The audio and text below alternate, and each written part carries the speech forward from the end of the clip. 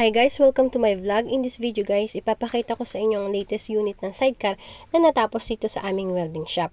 Ito po yung tinatawag ng Tanay style sidecar dito po sa amin sa Infanta, Quezon. Makikita natin dito sa loob ng tricycle, meron na po iyang upuan. Color pink po ang napili ng may-ari para sa upholstery ng kanyang tricycle.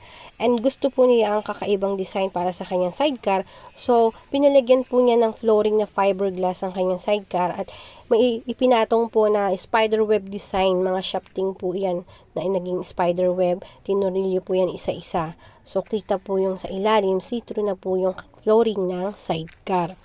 Dito naman po sa may bubungan, ang naging design lang po ay dalawang tubing, wala po siyang top load. Nakamags po ang side wheel.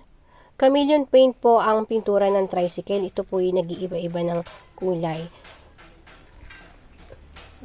Pinalagyan din po niya ng stainless na sanipa dito sa may bubungan. Sa may gilid po yan ang bubong. And dito naman po sa likod, may baggage na rin po siya.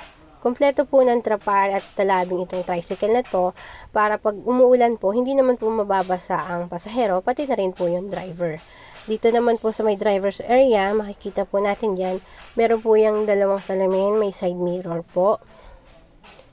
Ang crash guard po ng motor is galvanized or ordinary lang po. Pinapinturahan lang din po ng chameleon paint.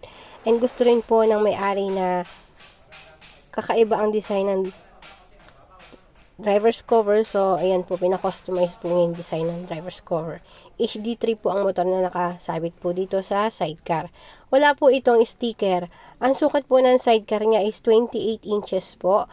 Ang taas po ng sidecar mula sa floor is 12 inches po. So, wala po itong sticker. Ang nagkakahalaga po ito ng 92,000. So, kung magpapagawa po kayo, punta lang po kayo dito sa The Ghoul Welding Shop at i-visit nyo po ang aming Facebook page, The Ghoul Innovation.